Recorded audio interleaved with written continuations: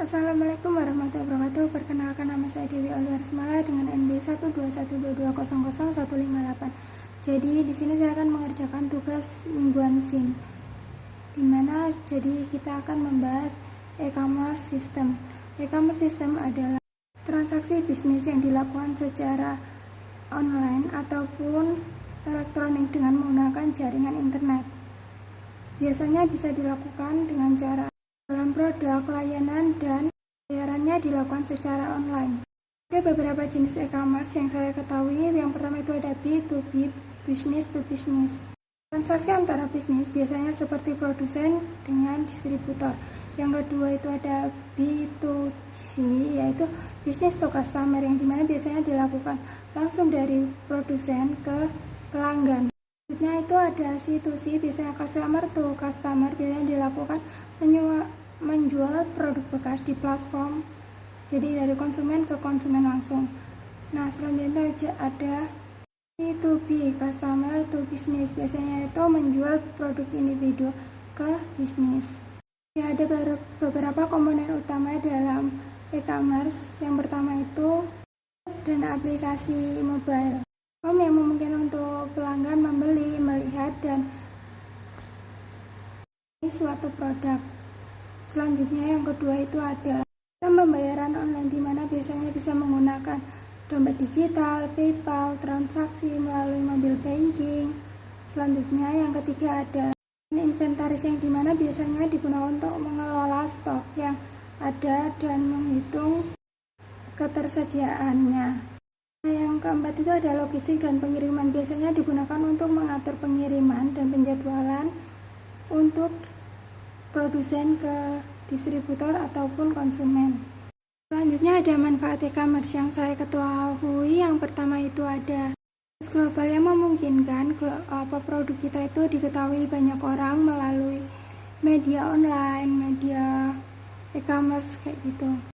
Dan selanjutnya itu biasanya ada biaya operasional yang rendah, karena kita kan mengurangi kontak fisik menggunakan e-commerce gitu.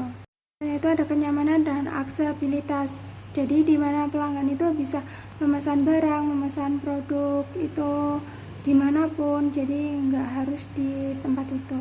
Jadi kita akan bahas tantangan dari e-commerce tersendiri. Yang pertama itu ada keamanan dan privasi. Itu melindungi data pelanggan dari ancaman cyber dan informasi pelanggan. Yaitu persaingan yang ketat, dimana kan sekarang zaman udah maju, jadi tuh banyak platform media yang jual kayak e-commerce gitu loh, kayak misal pasti Shopee, ada saingannya Tokopedia, Lazada gitu. Kepercayaan pelanggan dan mempertahankan kepercayaan pelanggan terhadap produk yang kita jual.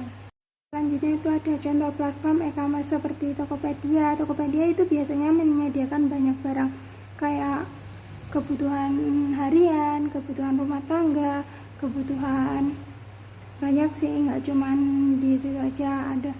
Terus ada Shopee biasanya kan ngejual Shopee Food, ada Shopee yang buat pulsa itu.